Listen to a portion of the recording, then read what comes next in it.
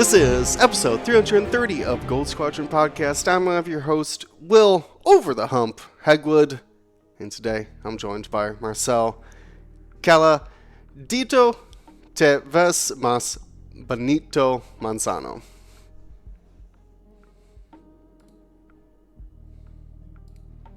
That means no response.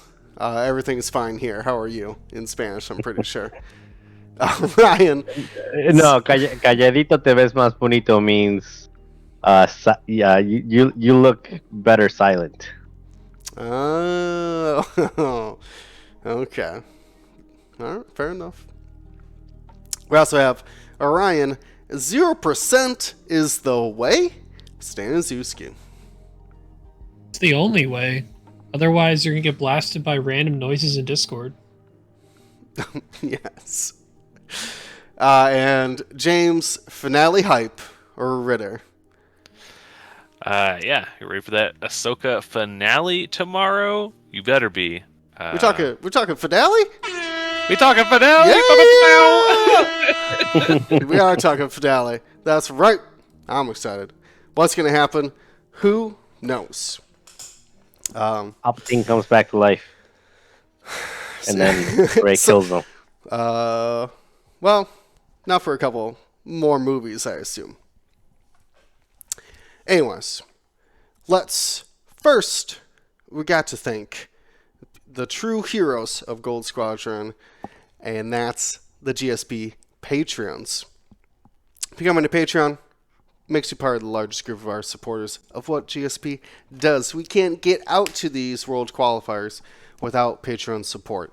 We had Golden State Games, which we're going to be talking about this weekend. Or talking about tonight, which was a couple weekends ago.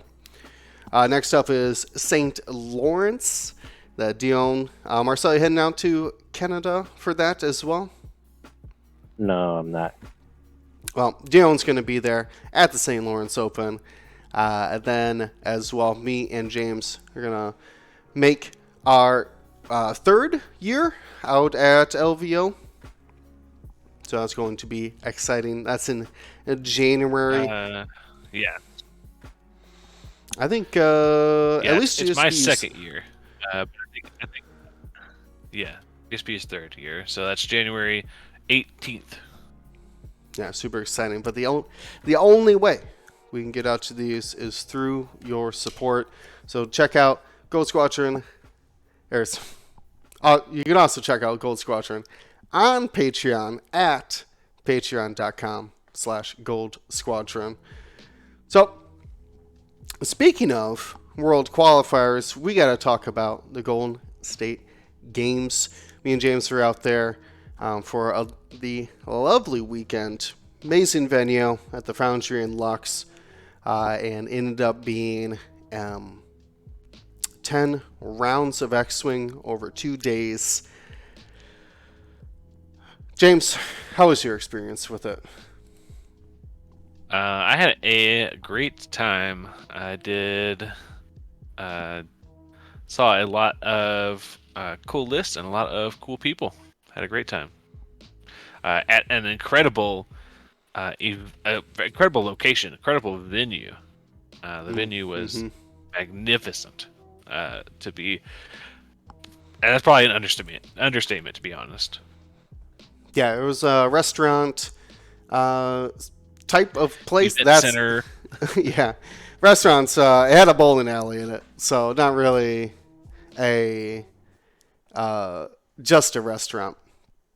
It was fantastic. Yeah, it was an upscale fun lounge. Fun lounge. That would be a great way to put it there. But there was Legion and Armada competitions as well. So it was very exciting to see all the Star Wars-ness come together throughout the various games. But we should be talking about our champion here. See, let's switch over. There it is. Jordan Madrid. I started calling him Madman, which hopefully that name sticks. Because what he was doing with those bombs was unpredictable. So, big congratulations. What is that? Oh, give me a second here. James, tell us about that. Cheerio. The list. Sorry. We'll take it out in post. My dog rolled over onto my TV remote and freaked me out. I was like, "What is happening?" Oop. Anyways, Jordan.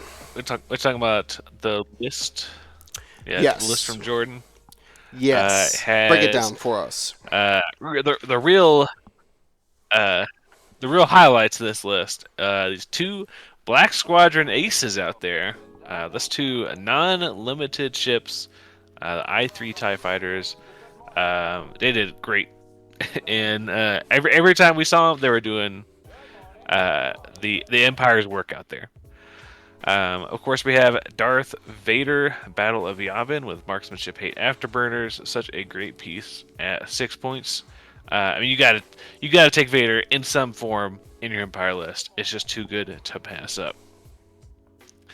And that was not the only TIE X1 we had in this list. We had Merrick Stell with shield upgrade and fire control systems. Able to turn some nasty, give you some nasty crits if he does push one through. And we had 2 bombers. We had Tomax Burin and Major Reimer. Both of them are rocking the Saturation Barrage Salvo. Tomax has Bomblet Generator, and Major Reimer has Seismic Delayed Fuses.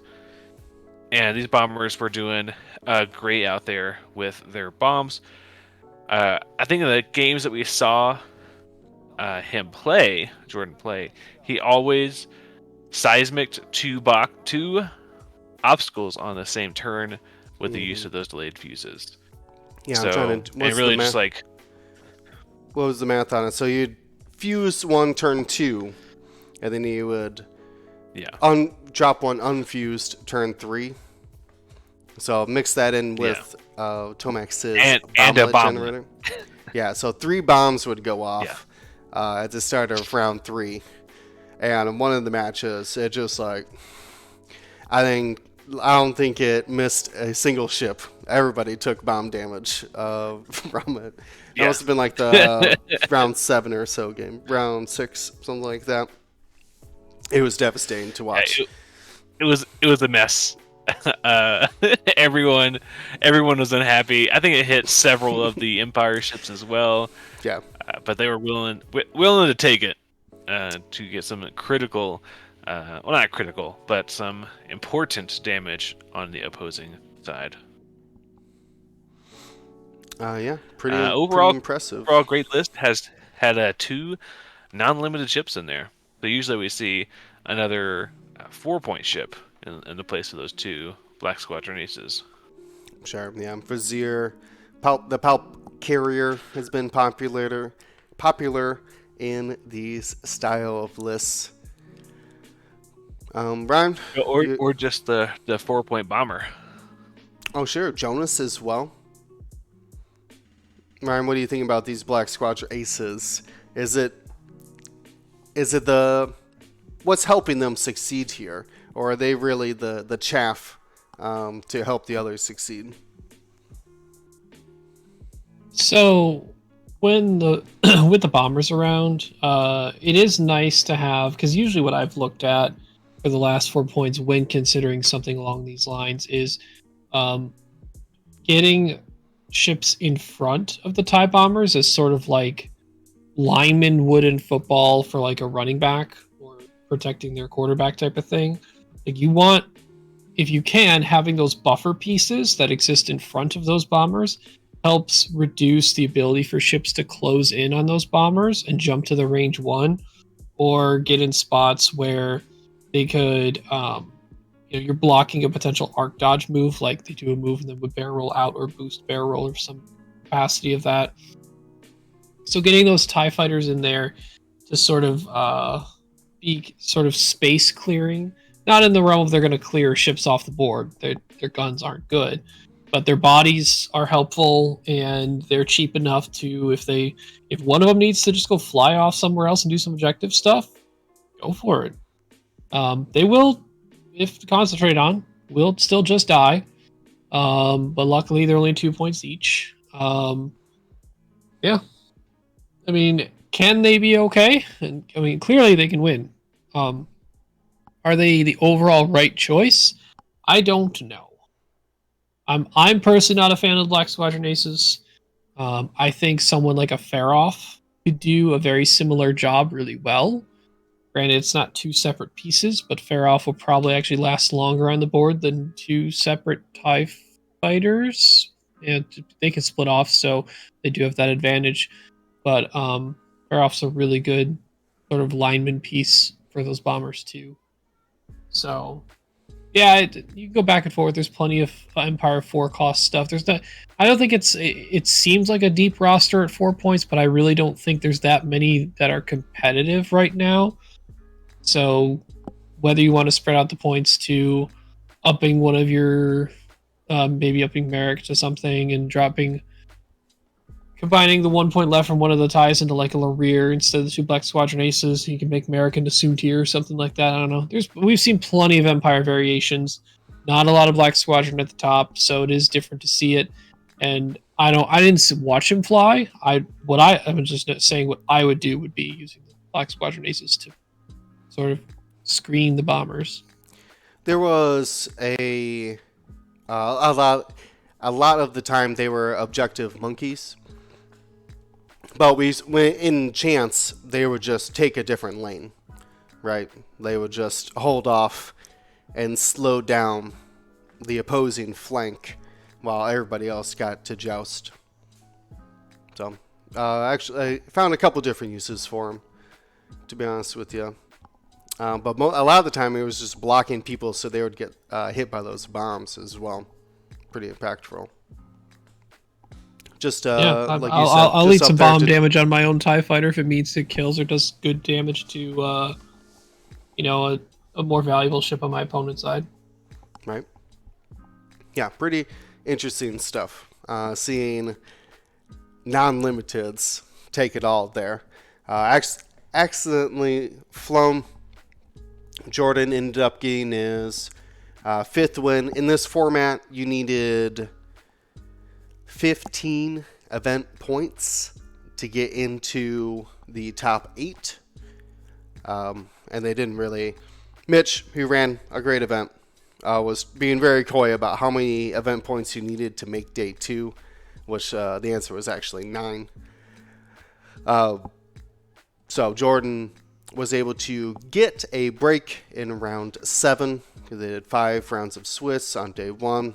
You're invited back if you had 2, if you're 2 and 3 at that point in time. No, wait. Flip that and reverse it. If you had 3 wins, 2 losses or so, you got invited back to day 2. And then you essentially had to win 2 more games to get into the top 8. So, pretty awesome to see. Jordan was very nervous at the start of that day 2, but just some quality flying, a long break for round 7 and lunch. Came into the top 8 very strong. So, well flown. Alright, we have a bunch of J names though, because this next one, the runner-up there, was John Witherspoon flying Rebels. And this is weird. This is weird. No Han or Luke in this Rebel squad. Doing a Heratani variation with Fenrau having Predator, Crackshot, Beskar, Bodica with Predator, Beskar, Mandalorian optics. Pretty standard builds for those two these days. Hera and the A-Wing with marksmanship and thread tracers. Sabine with Lone Wolf.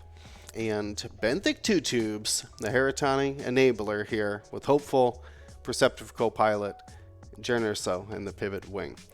So Heratani basically means that you stack up Hera with some tokens, and then she can pass them to valuable pieces so they can use them most notably is getting evade tokens on Fang Fighters combined with their Concordia face-off can make these ships pretty much indestructible. Was not the case in the final, but in a lot of the games we saw with John, that was the case where a hero would just be getting the extra token from Benthic, taking an evade action, and then able to pass those off to Fenrau or Boudica, whoever would need them. I don't think we ever saw the Thread Tracers actually fired, so it probably could have been a Magpulse. But if you're going in thinking that you're always going to focus evade with your Hera, why take a lock-based munitions then? So I guess that makes sense to me. I think every time that would have had a chance to use the thread tracers, I think they almost always shot just like a primary, just to like maybe strip a token. Right. Yeah, it was like only in one of them. It was just like Hera and Fenrau jousting at like the top, so like the thread tracer wasn't worth it. And then the other time, they just need like as much damage as possible on Merrick to make sure Merrick went down. So again, didn't shoot the thread tracer. So hard to still great tech. If you can give out a lock to Benthic, who never takes lock actions, to Fenrau, could be very powerful. But there's the combination of all of these. Fenrau getting the stress off of Boudica and Hera, and possibly the deplete as well from the Boudica bonus attack. And this is where you'll have to watch the final. It'll be up here sooner than later. But essentially, the difference was in a lot of the games, people weren't shooting at Boudica. They were taking random shots at Hera and getting punished with that double tap. Except for in the final when Jordan threw everything he had at that Boudica and said, as long as we burn that down, hopefully the rest of the game will be gravy. But still, very interesting to see a Rebel list here without those two. So in the top four, Kenneth Lyon running a 5T70 variant. Some of the familiar pilots that we know in that: Elo Asti, Temin Wexley, Jessica Pava. The other two is always a question mark and where all the variations tend to occur. We have Nimi and Kare Kun. Not common choices, but I think there were some interesting things here within some of the loadout options. Elo with R68 crackshot, pretty powerful for Elo. Very good offensive power once the bullseyes are active, which she can do really well at I5. Temin with only shield upgrade and marksmanship, just going for some additional beef. I like putting just some additional offensive rerolls for him, more so R68 on him because other stuff at higher initiative can bullseye for him. But shield upgrade, more health good. Kare with afterburners I think is really cool, because a lot of times the issue with Kare is you go for the boost, you get the one hard boost, which is really nice, and you're just sitting there unmodded. Like, what do I do now? Well, afterburners, actually a lot of T70s in general have access to afterburners. Temin not really needing it himself, but afterburners on Kare makes a lot of sense overall. They're just giving you the option to, when you do those 3 or higher speed moves, to then do a regular boost or a bank boost, one hard boost as well from her, and then still getting an action, or even allowing you to do that one hard boost after a red move. So you get those crazy like town roll off to the side edge, but then like one hard boost back in. Some really cool maneuvering opportunities. Which is essentially like a 2 hard side slip almost. Well, it's like a 2 hard and 3 reverse. Yeah, you could do like a hard boost into a focus barrel roll, right? Yeah, you can still do totally the do that. barrel. Yep. Yeah, and we did see Kenneth do a ton of that, where he come in with a 3 bank or a 3 straight, or even like a 3 hard, do that hard boost and then a focus barrel roll, and still line up the bullseye to get the 4-die shot or the Yeah. 3-die shot. I love the idea of like being. I mean, the big part of Daredevil and Extreme Maneuvers style things is the ability to dial in a slightly less aggressive move that's not as committal if you know you're moving after them.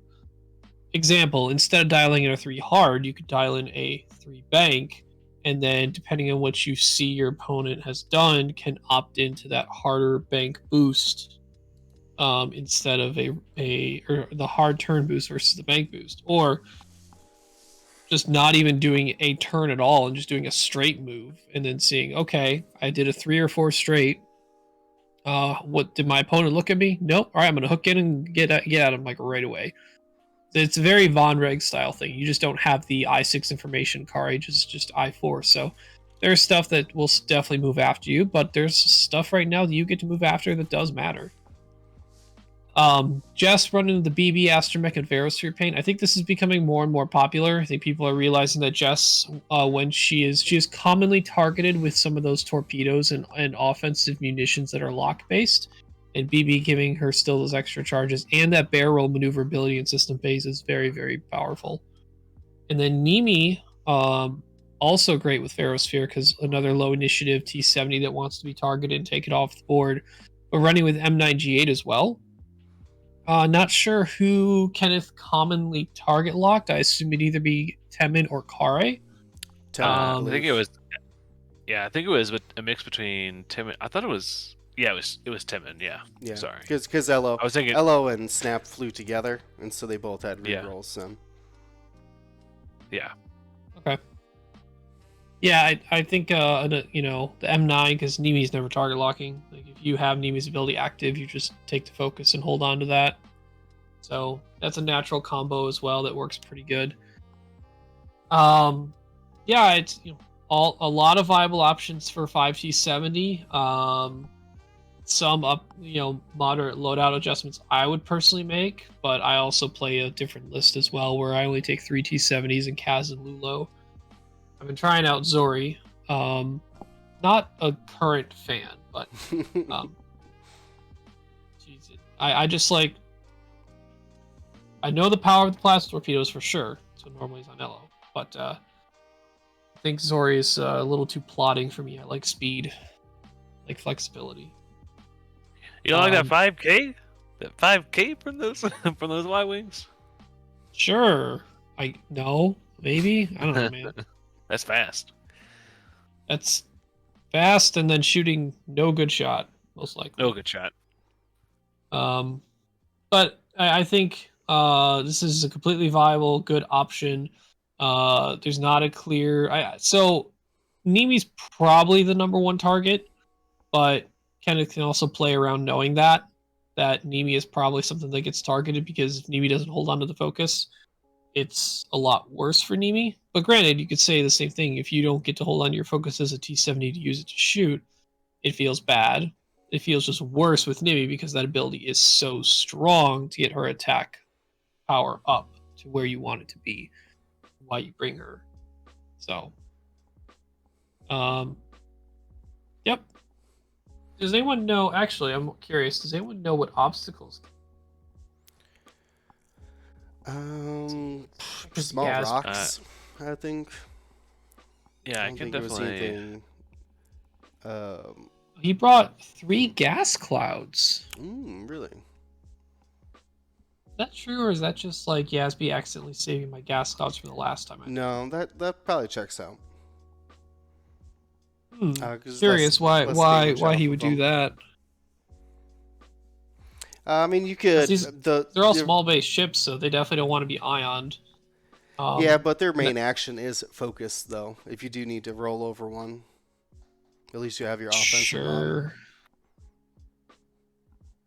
Sure. I like bringing really big rocks to fight Han and Arcs. They fight both those lists very well. Interesting. Yeah, it doesn't have his obstacles in the list. So, but I can look at the game that we had for Kenneth. Oh yeah, true. I also just went to Pattern Analyzer and clicked on View and Yasby in the squads page.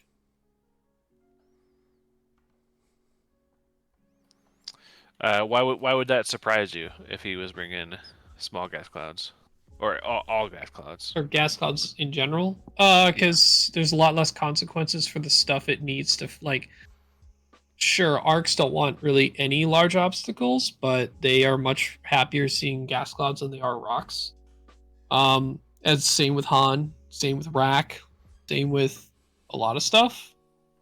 I don't think it punishes the things that it needs to. It gives some of the things that like if I'm fighting T70s and if my best opportunity to escape them is through a gas cloud, I am super taking that versus dealing with all the shots incoming.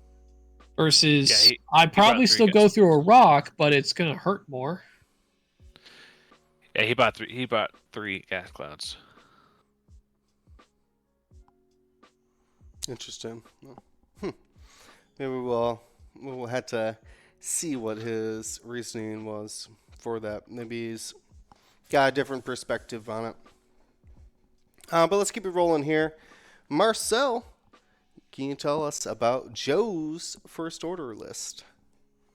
All right.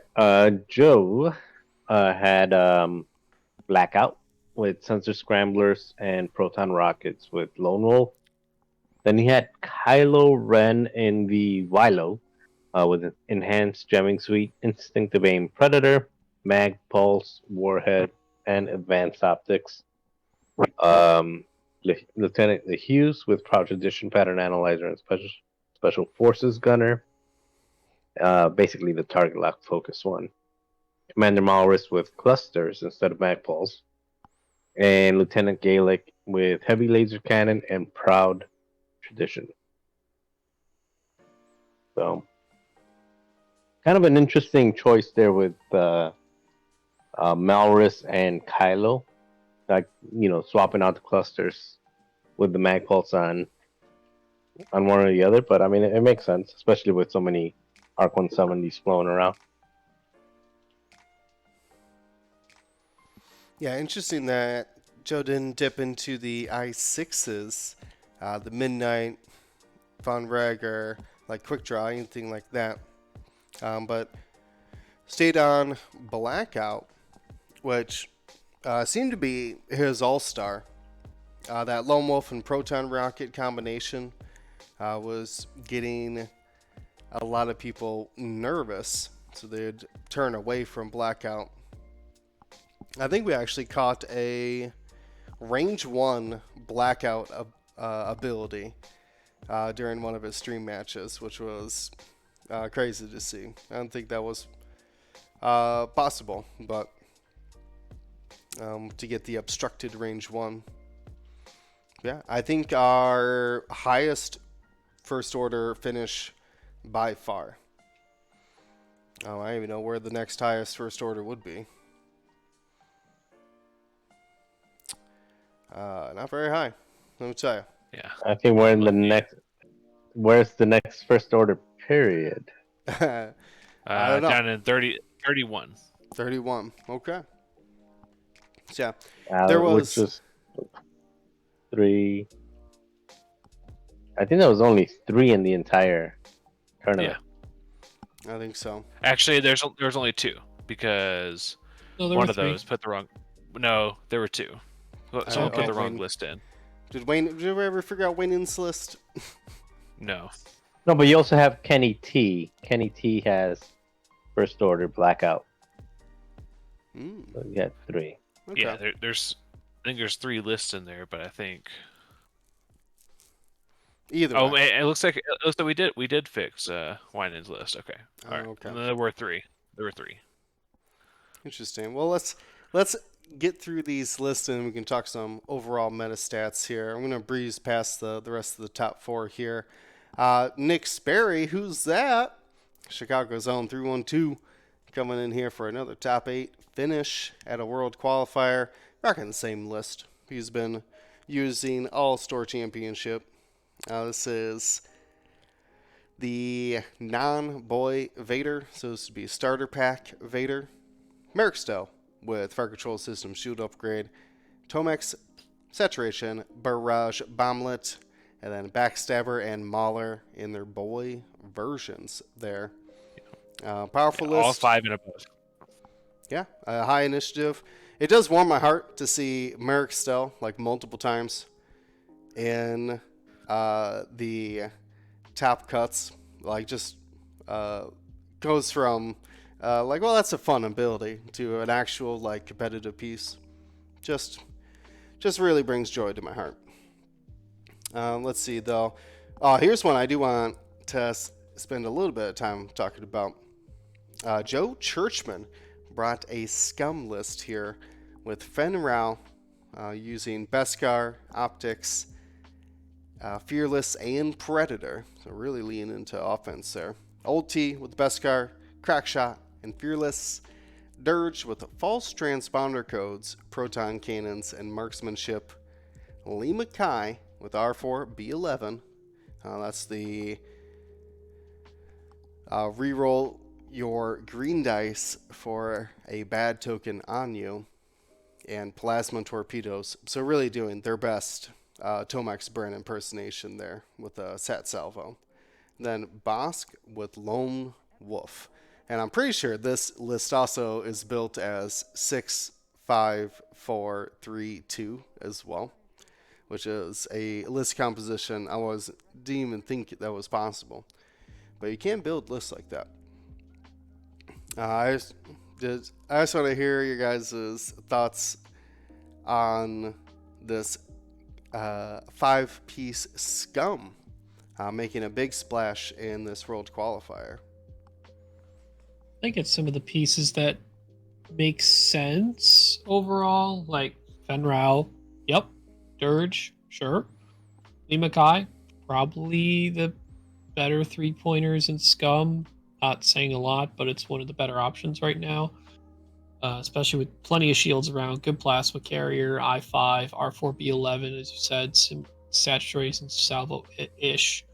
And the only 2-point ship in Scum right now with Lone Wolf.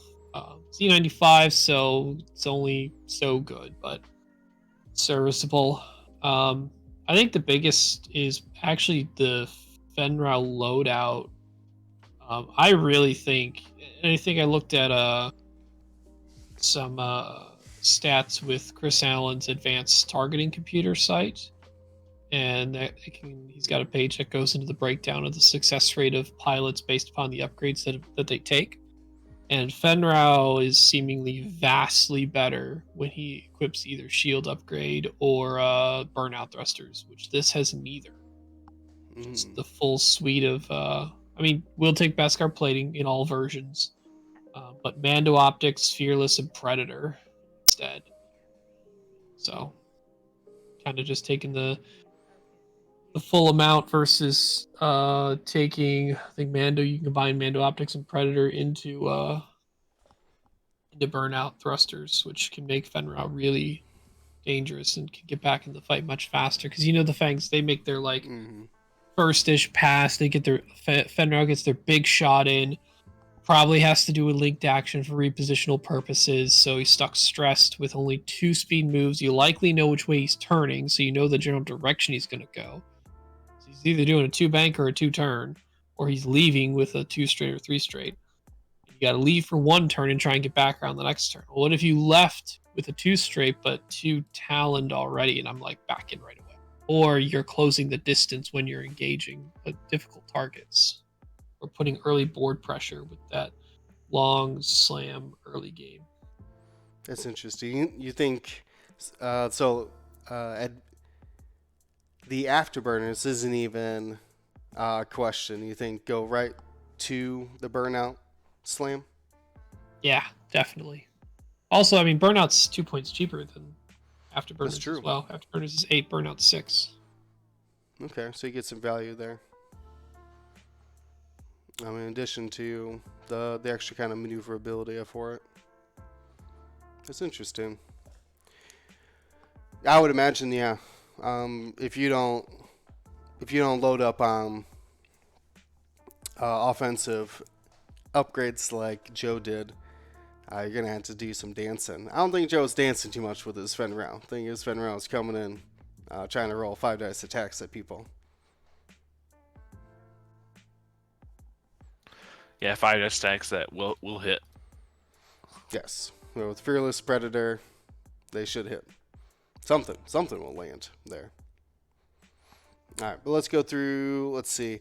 So Mason Tanner was another interesting rebel list. No Hans at all in the top 8. This one had Luke. This is Boy Trench Run Luke. We had Wes Jansen out there with Enduring R4 Shield Upgrade. Wes Jansen jams you after you attack or are attacked by Wes. So kind of like a bad C4, more or less. A worse C4. C4 is already pretty bad. But bad like Michael Jackson bad. Anyways, Nora Wexley in a Y-Wing with Iron Cannon Turret, Veteran Turret Gunner, R4 and Afterburners, Blount with Shield and Predator, and Sabine with Beskar Reinforced Plating. This is interesting because Mason was flying this more like a I-5 Alpha Strike than some sort of like spread out for objectives kind of piece. Being able to jam a ship and then shoot it twice with Nora Wexley was very powerful in the games we saw them play. So yeah, surprising to see Wes Jansen out there with no munition either. Just that Enduring and Shield upgrade going defensive. Then the last of our top 8 was Doug Stone Weaver, bringing in all. Wait, you're just gonna like pass up Lieutenant Blunt? What I mean, Lieutenant Blunt's very interesting. Like says, I don't need Keo, I don't need Wedge. Taking a shield upgrade, Blount. I mean, it makes sense with Nora because you're getting a 3-die gun almost all of the time. Pretty much guaranteed. And then you've got Predator and Shield. Yeah, I mean, the way I assume he was flying it with Sabine and Nora, Lieutenant Blunt becomes like a permanent 4-die gun, but it's still a permanent 4-die gun with 5 health and 2 agility. Yeah, so basically, I mean, as close to an X-Wing as you can get. Like, just 1 health off, right? But at a whole squad point cheaper. Yeah, they normally had... Well, in the game we saw, yeah, Wes, Nora, and Luke just all headed down the middle, while Sabine and Blount kind of started on the outside but converged into the middle eventually. But they were also playing against a Han, so they were kind of doing some weird stuff to avoid just getting blindsided by Han coming through the center. But yeah, I love to see it. We don't normally see any other 5-point ships other than Luke and maybe Fenn Rau. Fenn Rau's 5 points in Rebels. So to see Nora out there, and Nora, I think in the game we saw was also like super frustrating for the opponent. They just couldn't do any damage. Eventually, just like gave up shooting Nora after a while because the added evade was just too much to punch through. Nora's still a 5-point Y-Wing? Jeez. Heck yeah. But she's got that veteran turret gunner though. Yeah. I don't care. To be a real, like... Well, that's fair. I still think that Nora should be 4. Was that the game we saw against ISO? No. Who was a separatist? No, this one was against Jesse Spaghetti. He had Han. They focused on Bodica right away, if you remember. Oh, that's right. That's who they basically alpha striked Bodica off the board, and then there wasn't Han just couldn't do enough. It wasn't. I think that's the game we also saw Tycho to just get 1 shot as well, right? No. That was the very first game. We saw that was against a bunch of arcs. Okay, that's right. So not the case. But let's talk about Doug's list here, and then we'll move on to overall stats for the event. I brought an only standard loadout list. This is Darth Vader. This is boy Darth Vader, I'm pretty sure. Had Tomax Bren Plasma variety, Sigma 6, which was the slamming one, and then you got to remember Sigma 5, the sensor jammer one. 5 is the sensor jammer. Yep. Yeah, so if you attack them, they'll change a hit to an eyeball. As long as that target's locked by a friendly, yeah. Yep. Yeah. Which was, Yeah. turns I out think we Darth only saw Vader like and one. Yeah. I think we only saw the sensor jammer ability once or twice. Mhm. And it wasn't super impactful, but it's definitely very interesting. Like something very good to keep in your back pocket. Yeah, and then had I- Death Fire as their last piece. Yeah, it was kind of a weird situation what we saw Doug on stream because they were playing Assault. So at first everybody like just found a different objective to hang out by, right? But then eventually all the Sigmas had to go help out Vader. So they kind of lost some of that surprise maneuverability that they could have utilized. But they were looking pretty good out there. I mean, yeah. what was it? The Sigma 6 can barrel roll, 4 forward, afterburners, slam 4 forward, scenario action. Like, what? Yep. What? Get off my side of the board, Sigma 6. Get out of here. It's turn 1. This guy came up and stole my objective. That's on the very back line. Yeah. A lot of potential. That's mine now. Yeah. Yeah. Yeah, so, I mean, I didn't think the Sigmas were competitive, but Doug, an amazing Empire player, has been for a long time. Pulled it off up into the top 8.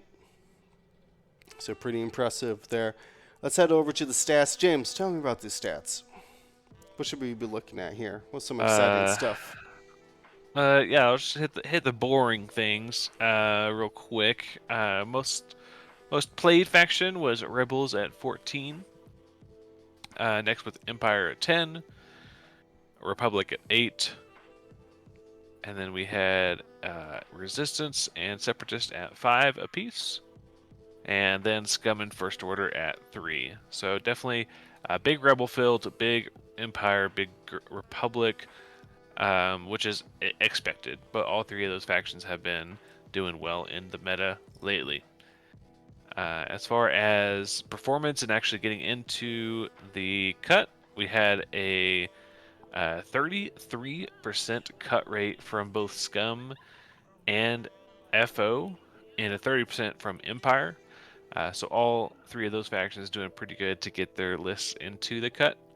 But we did see Republic and both of prequel factions, Republic and Separatist, no list made the cut. So even though we had a good 16% of the field playing Republic, none of them made the cut. Looking at, let's look at squad size. Man, if you're not flying 5 ships, you better be flying some strong 4 ships, because 5 ships coming in at 2/3 of the field.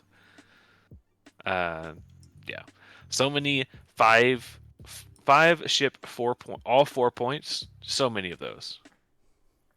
And then just plus or minus one or two that here and there, to get like a 6-point ship or a 7-point ship and a lot of 3s. So you definitely should be bringing 5 ships to really battle that field. Well, as you said, or really strong 4, and there has been a really strong 4 ship list right now, being Han, Luke, Fen, Keo, one of the strongest lists in the game. Absolutely, yeah. So, and that is a strong 4 ship list. So, and weirdly enough, though, like going up to 6 ships or 7 ships just doesn't do it for you. Really, because I think once you get into the 6 and 7 and even 8, you really start to lose a lot of that power, and you start to get into like wonky 3 attack dice or 2 attack dice only.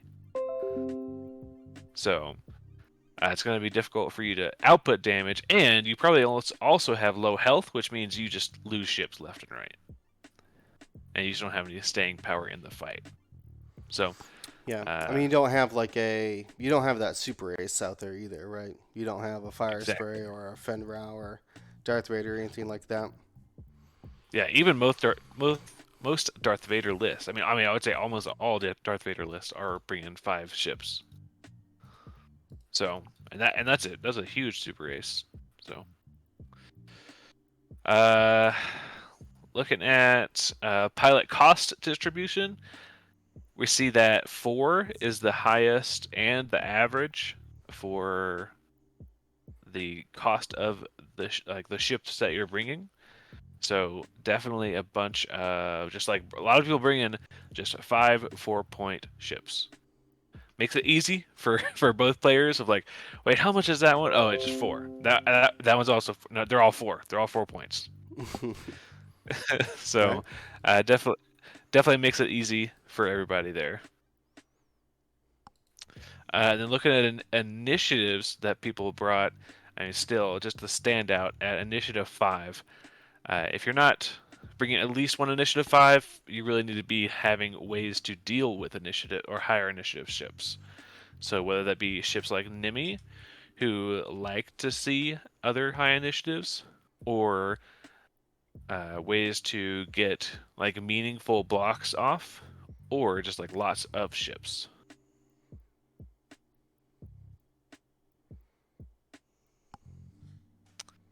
Yeah, but some interesting stats there.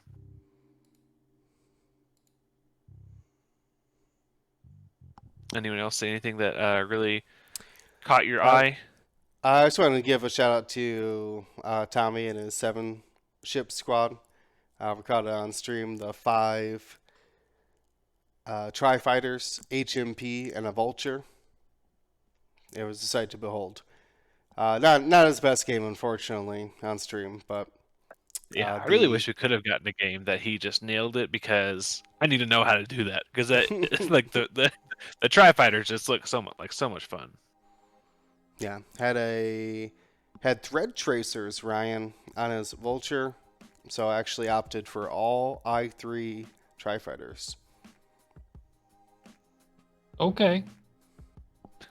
Yeah, so I had a lot of fearsome predators, and then I had a generic, and then the initiative 3. 347. Yeah, the I guy, think so. the one that's like friendly has lock, you gain lock, start of engagement. That same ship. Yep, that one. So, and then had, of course, I think Kraken went in the Kraken. 047. Yeah, we did see a lot of. This is probably the main stat I wanted to look at was compositions. Paul Heaver's infamous Arc, Ada, Padme had 5 people. It's not a wrong choice to bring. We see a lot of it in XTC as well. See a lot of it being flown all over the place, but its win rate is just not where it should be. Yeah, with the highest pick rate, but the lowest win rate. Yeah, what do you guys think? Why is this not just like the silver bullet, just taking down the meta?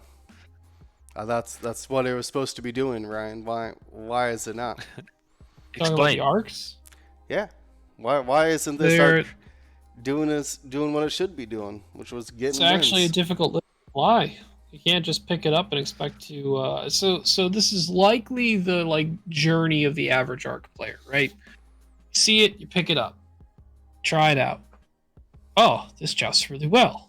I want some games. Very cool. And you go up against some other players that might have an idea how to deal with arcs. So people are starting to form developments and strategies of how to deal with arcs. Those get implemented. And then the arc players also starting to find more matchups that are like, well, this isn't as easy as the other matchups I've had in the past. This is getting a little more difficult. I have to worry about people who know where to put obstacles. Other matchups that I am starting to have issues with. You have to work out how to fly them correctly, how to prioritize what you can take out and go after against more of the difficult matchups, and how to figure out how to work around and get around a difficult turn zero that may develop against you. Where most average X-Wing players probably end up, like out of that whole development process, and then finally learning like how to because it's basically an ebb and flow. You're like, oh, this is really good jousting. Oh, this is getting more difficult. People know what to do with this. There's a list. Like, then if you actually trudge through some of it and figure out how to overcome some of the difficulties and how to maximize Anakin, how you need to move the 3 arcs together to maximize selfless and Wolf with Jags locks, so Wolf can use Wolf Pack more than Wolf's ability than necessary. All that stuff, and how to prioritize objectives with them and everything. I think a lot of people end up like the most amount of arc play they get before big events is like, I faced a lot of my locals and I beat them in jousts. And then by the time they get to these events, they like haven't gone through the low part of it yet. Like, this is the low. They've gone to a large event and they're dealing with people who have practice and have ideas and some tech they might decide to do. But in most cases, it's positioning against arcs and turn zero against arcs that wins against them more consistently. So now it's like, okay, did those players who played triple arcs and went through a bump in the road at a larger event, whether it's a store champ or world qualifier like this, can they or will they stick with it and dig themselves back out of the said hole of like realizing it is difficult to fly? Not everyone opts into the joust, and there are plans people have developed to go against it. So can you overcome those? Can you figure out how to deal with them? Put yourself in the bad situations and figure out what's the right move to get out of these things, and then have seasoned experience with the list, and then start to formulate your way back up and make it very successful for yourself. Or do they just, oh, I didn't do it at a big event, I dump it outside, move on to something else? I think more people are in the realm of try something else. Not that they're like never go back to the Republic list again, but they may, like, if they haven't tried the Rebel stuff, they haven't tried the Resistance stuff, they haven't tried the Empire stuff, they might shelve the Republic stuff for now and then go to those. Because again, as much as Paul presented it and correctly did in his LSO run that kind of introduced everyone to the Trip Arc, Padme, Anakin list, how good it can be against Han once Han players have realized how you can fight it and what you have to do to fight it. Han actually has a decent, like, he's winning more games against those arcs than he's losing now. So it's not a silver bullet at all. You have to still have a brain. Your brain will have to develop things and strategies and tactics to keep using the list, because it's not easy, but it can still be very good. I think Ryan is too kind of a person. He's too generous. Yeah, I think it is. Every list has a nuance. I think it's a high floor list. I think you're probably right on the 3 arcs. 3 medium bases. Can take, you can really get yourself out of position with 3 bases, or get yourself bumping yourself, or get those arcs pointing in the wrong way. So it does take some practice with those 3 arcs in general, but it is the relatively list that is got a high floor compared to like a lot of what's out there. And when I say that you're generous, it's I would just say, like, people who are flying that list and flying it badly consistently is just bad, and they need to. There's methods to not be bad anymore. You mentioned some of those, but yeah, like that list should not be having like a bad win rate.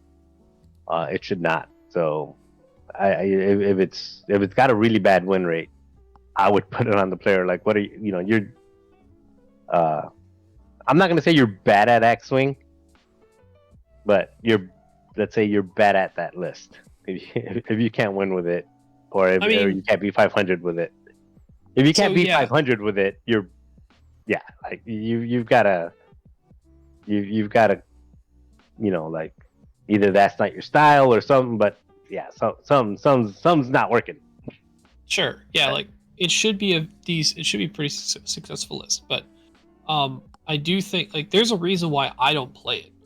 I don't like the idea of like ifs like because I know how I deal with it in turn zero against it. I don't like the idea of using that list and having someone have the knowledge I have against me type of thing. I don't look forward if I had to play the list to have to try and fly those 3 medium bases all at different initiatives and get the most amount of their positional capabilities. I don't like that they're not fast. Like they're medium bases and they can do still 3 banks and 3 turns with R4P and still get actions, or 4 straight with R4P with a couple of them still get actions. But um, man, I sure do like boosting and barrel rolling when I need it with T70s and everything else Resistance has to offer, which is why I opted for that for Nova instead of like the Trip Arc, Padme, and Anakin. I felt like I had a lot more flexibility, and the arcs just don't have the opportunity to navigate well done turn zero obstacles as well as the 5G70 variants can. Or just have the ability to like if you do get out deployed, where you have a bad turn zero deployment, there's not a lot you can do about it with arcs, especially with 3 arcs that are not the same initiative, and you probably have the higher one in the middle, right? So, which makes it even worse for positioning.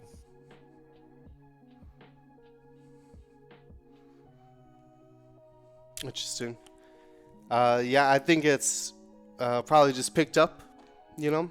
I think even Dion's our example of someone who's like just a classic net lister, right? Even he picked it up. He's like, well, that should be easy to fly. Turns out not as easy as he thought it was. So it does, does take some practice, just like any other X-wing list. Not just the high floor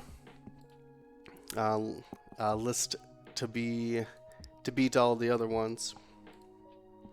But yeah, still also an awesome event out in San Francisco. That was their second year as a world qualifier. So with the success of this one, no doubt there should be third. Let's though move over to our Yasby and start talking some loadouts. Looks like we have done Resistance and First Order and Scum previously. What faction are you guys looking at doing? Is it Republic? We only we could either stay quote on topic, I guess, and go Republic, or we can go to the fledgling, like not performing well Separatist faction. Since we have done First Order and Scum so far, granted we did follow through with Resistance, trying to finish out the sequels, so and they're really well performed. I'm gonna have to do some research on Separatists, to be honest with you. So I say we stop them. Stop for now. I can't talk. I'm fading already. Let's just go Republic or Empire. Your choices. We'll save Separatists and Rebels for later. Yeah, let's do Republic. Easy segue from our Trip Arc talk. That makes sense to me. So, Ryan, give me a customized Republic pilot. Well, let's get the big one out of the way. Let's talk about the superstar ace of the faction, Anakin Skywalker, in the 7B Aether Sprite variant. 7B? Have All right.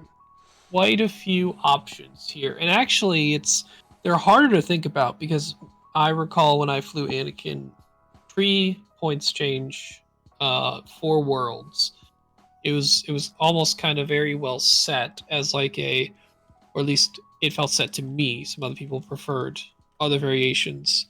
The R4P 17 Astromech and Shield is like sort of the baseline a lot of people start with. And what Anakin lost, in essence, was some loadout options before and other variations beyond this. I think most people go Predator R4P 17 Shield upgrade, whereas that used to be Crack Shot instead of Predator. Predator is still great as the option now. Usually, people that went the Crack Shot variation before is when they had that lat reroll skill. Lat's not exactly existent right now, so I think that this is like the default base version. Like, if you want to throw an Anakin 7B on the board, just bring Shield Upgrade R4P 17 Predator and work around from there. Now, I work around. why do you want P17 with Anakin? So you have the opportunity to. So Anakin naturally has the ability, after you fully execute a maneuver, if there's an enemy ship in your front arc at range 0 to 1, or in your bullseye, you may spend 1 force to remove 1 stress token. In R4P17, after you fully execute a red maneuver, you may spend 1 charge, which you have 2 of. Perform an action even while stressed. So that's your basically twice a game have pattern analyzer. Then Anakin all game can potentially remove his stress by spending a force.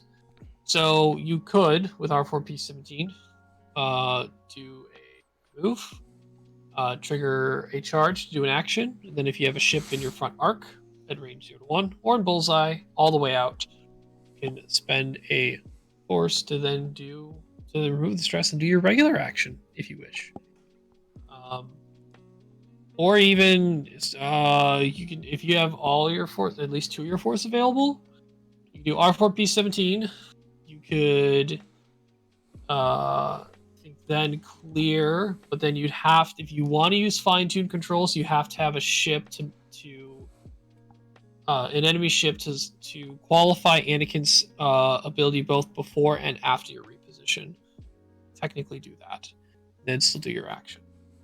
It's kind of crazy stuff, but in general, it's just efficient to have actions when you do your K turns or sloops, which are both very powerful moves for Anakin. Outside of that sort of baseline, what I would call, I have tried out a debris gambit, chopper, and kind of fill out the last 3 points is very negligible. I think I've mainly done like compassion and like brilliant evasion, just because I only have 2 force slots left, and when I have arcs around, compassion actually can be pretty good if Anakin isn't being targeted and an arc gets a pilot crit to pull off from. But the baseline of debris gambit chopper actually makes Anakin extremely annoying to put early damage into, but also it leaves this dial open after using the evades from chopper, as long as you're with satisfied debris gambit's clause of being range 0 to 1 when you perform a red evade action to make it white. And then you're just an I6 Aether Sprite, fine-tuned controls, repositioning, like menace jamming things at range 0 to 1 of you, as long as you fully execute your move, which can be very scary for other targets. I love that version, by the way. Yeah, why weren't people putting debris gambit on there before? Debris gambit was 6 before. Oh, okay. yeah. Which you could still do, but before also you could, like before the points adjustment, I ran Anakin with like R2D2, extreme maneuvers, and Predator. Like I could do all that. Mm-hmm. So right now, you super cannot do, because extreme went from 5 to 8 and Predator went from 2 to 3. Right. Which, if you want to do an extreme version, I didn't stop you there, because that's what I've been. I mean, that's. I swear by it. I've been flying it. I've been flying it successfully, and I love it. It's yeah. The way I fly mine is just, and I want to fly it any other way right now. It's just shield upgrade, Daredevil, and R4P, and it's good in so many ways. I mean, it makes that fine tune not just fine tune. I mean, it makes that you can basically daredevil at any point, and with the R4P, just really not care about that reposition. One of the bad things about Anakin is that if he stresses himself, and same thing with like Fen Rao, it takes a minute to get back into the fight. But the R4P is just amazing, and not only is it amazing in um, a when you daredevil type of situation, but it's just amazing. Like if you run into something and you bump, then you have to take the stress focus to survive. A lot of people just assume, okay, he's got, they understand the blue maneuvers for the Delta 7Bs, and they're gonna be like, okay, you're gonna be right here. But just the ability to say nope, fly forward, and then lose the stress with the R4P. So I'm gonna fly forward, lose the stress, and still be able to double reposition and take a modded shot or something like that. It just the way that it makes you unpredictable. I think it makes you a lot more unpredictable than the R4P17, and it also is cheaper. And then the Daredevil also lets you get into, again, you can like that double reposition, like fine tune barrel roll into a Daredevil hard one. It's just insane. I mean, it's about as close to like some of the old school stuff that you used to be able to do with before they started banning like the advanced maneuvers and stuff like that. It kind of feels like that because you're not limited by your dial. You're just shooting anywhere you want to go, and you're repositioning and changing your arc in any direction you want to go, and then you just do it again. Now, R4P only has 2 charges, but that's usually enough to carry you through the entire game. You're really only going to need it a couple times. Like, I love that. That's my favorite ship in the game right now. Just hands down the most fun. I haven't flown enough of the Overdrive Poe. I would imagine he's also just as fun. But without having flown Poe Overdrive, like this ship is just fun. It's fun and it is hard to nail down. It's like you have no idea where it's going to be. Oh, that's interesting. Really, because was it 3-point difference between Extreme and Daredevil? Yeah, Extreme's 8, Daredevil's only 5. And it you gives don't you the have stress, to, but again, with R4P, you just don't care. right. You'd rather have a stress than another force. You're going to use that force to modify your attacks or something instead. That's pretty crazy. Marcel's swearing by it, so you gotta try it out. Let's take a look at another pilot. James, you got another pilot trying to load out. We'll each do one. I won't count that Marcel's bonus loadout. For sure, Rick Ali. Oh, Rick. Okay. Yeah, it's been a favorite of mine lately. And I feel like there's a couple of different ways that you can go based on what else you're bringing in your squad. Sure. Give us his ability and what kind of loadout he's got access to. Yeah. So Rick is an initiative 5 in 1. So I think the only initiative 5 in 1.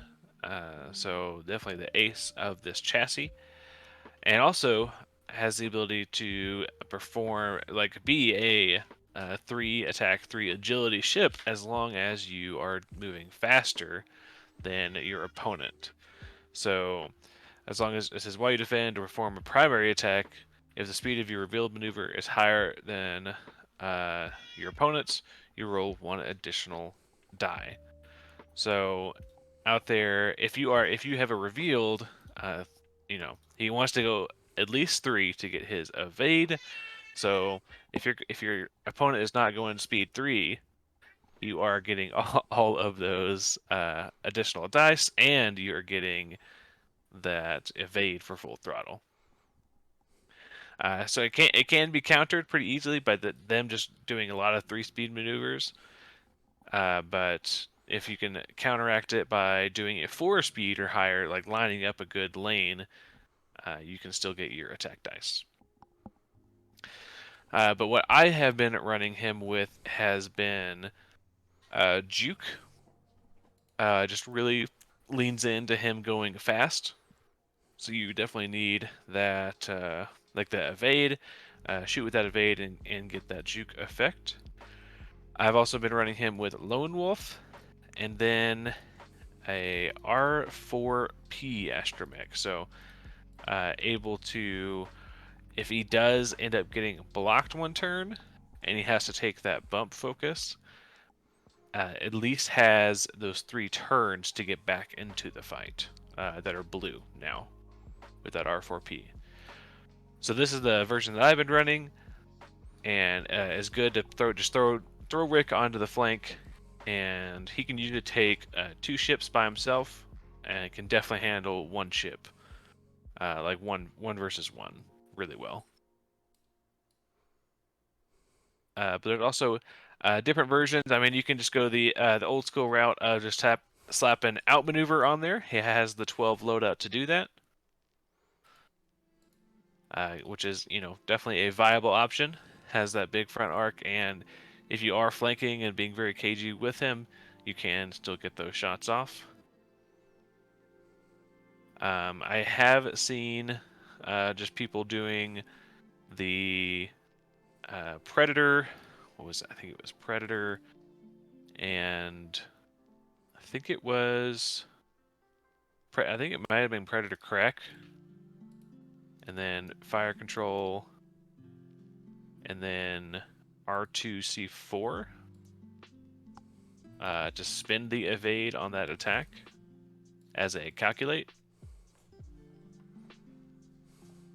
Wow. Yeah. So So can easily roll up and get 5 modifications.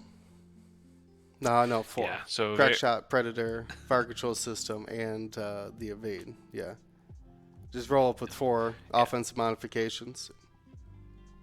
yeah, and all you need to do is take a lock, and you get all those things. Yeah, just roll in, just 5 forward into lock. No problem. Yeah. Not very defensive, so you definitely need something to distract in this version. I'm gonna sound like a broken record. Is it Daredevil? Daredevil and R4P. Yep. And R4P. I mean And crack shot. You can do Daredevil R4P and then choose your last 5 points however you want them. I personally did Fire Control System and Predator because sometimes he's out and about doing stuff. And Predator when he does the Daredevil, so you can get a mod on his offense. But like the last 5 points, whatever. But Daredevil R4P, same thing. The ability to, one of the things with the current state of X-Wing is just there's going to be a lot of bumps, and because of objectives, you're going to be going in a lot of different directions. And the ability to go 5 forward, Daredevil back into attack formation, and then still be able to do like a hard 3 to get that evade, or even another 5 forward. Like usually the way I fly him in a lot of situations is I just kite him along the edge of my own base, just like fly him here. Not my own base, but my own deployment zone. And then I do like a 5 forward, Daredevil up, and then do another 5 forward, just to get behind the formation. Because at that point, when you're going across the bottom, they start like flying away from you because they don't want to overcommit to that corner. But the ability that you can do that hard turn and then 5 forward again, and again Daredevil back inside. Or if you bump and you have to like stress focus and be able to just have your full dial open to still, it's I'm a big fan in the ships that can take R4P and Daredevil. It's just money right now. I would agree. Pretty powerful stuff. All I know, if Daredevil costed one more point, crack shot Daredevil R4P still fits Rick anyway. So doesn't matter to me. Like, the more Marcel hypes up this Daredevil, the more it's like, would Marcel still take Daredevil at 6 points? That would mess up Anakin more. It would mess up Anakin, Ollie. yeah. Well, I mean, right True. now he's essentially paying one less point for than the extreme maneuvers with the Daredevil R4P. So True. how many more points? How many more points does Daredevil need to be before you start looking at extreme? I mean, the same cost, right? The Well, Force. it's only one off right now. No, it's 3 off. Daredevil's 5, Extreme's 8. Well, with this Daredevil. Yeah, but looking at oh, the if you're Daredevil already plus putting R4P R4P, combination. yeah, Yeah, that's true. You really need both, don't you? that's really how you're doing all the things, right? Right. All right, Marcel. Give me another pilot. We can put Daredevil and R4P on. Well, probably do a few more, but let's do something else. You've got Ollie. Oh, that's Rick Ollie. Okay, Contrail and Slider. Let's go with Mace Windu. Ooh, we're talking 7B? Which one? 7, no, just 7, not 7. Ooh, The 4-pointer. The Oh. 4-pointer. Okay. Even lower. He recently got his Yeah, and it's calibrated just- laser targeting back. Well, that's why we got to celebrate. We should We got to celebrate his calibrated laser targeting by putting him on the list. He comes in at 4 points, and he's only got 7 loadouts, so he doesn't have a ton to play with. So I was just thinking, there's in the Delta 7, you're competing against the 4 arcs. I mean the 3 arcs. The 3 Siege of Coruscant arcs. But if you don't want to go that route and you want to spend your 4 points somewhere else, I know James loves Luminara. Luminara also at 7 points. But Mace Windu at initiative 4 with 3 force. I think that's pretty solid, especially with his ability to get force back whenever he does a K turn. So that lends itself pretty well to the R4P 17. After you fully execute a red maneuver, you may spend the charge to perform an action even while stressed. So just being able to regenerate some force and still take the actions. And at initiative 4, just being able to put that heightened perception. So just, I mean, it's super basic. Just calibrated R4P, heightened perception, nice solid 4-point, 3 agility, potentially 3 attack die in the bullseye ship. Mace being that it does have 3 force and has an easier way of regenerating the force back, probably takes more, gets better usage out of the calibrated than a lot of the other 4-pointers, because the other 4-pointers like Luminara, for example, wants to use that force defensively, doesn't want to use that force to push damage through. Mace don't care. He's there to punch. Same thing with heightened perception. Like he doesn't care. He's just going to heighten perception, shoot at initiative. What is it? 7? Shoot at initiative 7, and then if he survives that turn, okay, he'll just K turn and get that force back anyway. So I like that. I actually like the 7B Mace as well at 5 points. I think he's a very solid 5-pointer, but we're going with celebrating calibrated. I don't know how else you build him out. I think if you're not building him to be a little bit punchy, I think you're probably better off taking a different 4-pointer. I think it's worth noting that, because a lot of people that I've seen use heightened perception use it a little too much, in the effect that, to me, heightened perception should be used in one of 2 situations. Mace can initiative kill, like he's mathematically should initiative kill the thing he wants to target if he is heightened perception. Or you are probably going to die to something else that will initiative kill you, if you don't bump yourself up to I7 to shoot, then those are likely the two things. I wouldn't just like, I have a shot on something, it's probably not going to die, and I'm probably not going to die either, so I'm going to use heightened perception just because I can. Like, that's not, you don't want to do that.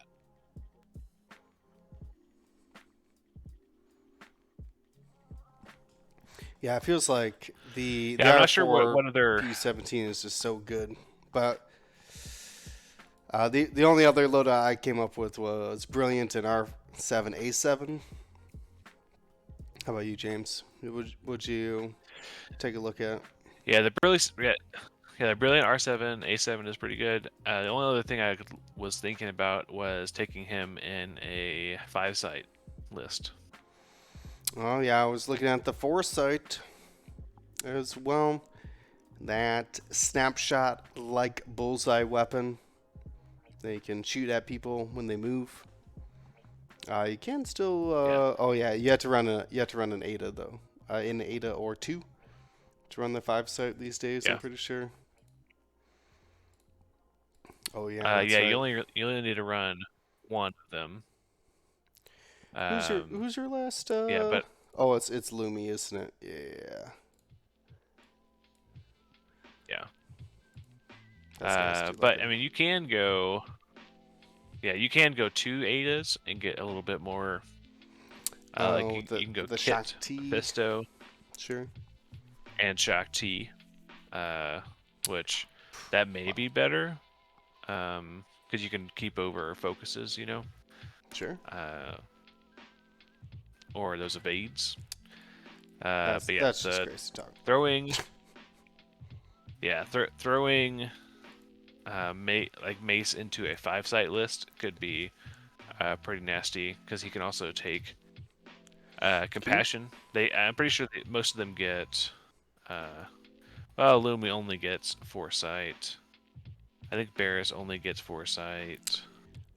So actually, you have an extra loadout so- there with Mace. Can you predictive Yeah, I was a taking Foresight? Compassion. You Predict can, but you're spending 2 force on. Yeah, you're only spending 4. You're spending 2 force on an attack that can only roll 2. That's true. But you can definitely Good. do. It already does take away the range bonus. I'm pretty sure you can shattering or trick a Foresight. Yeah.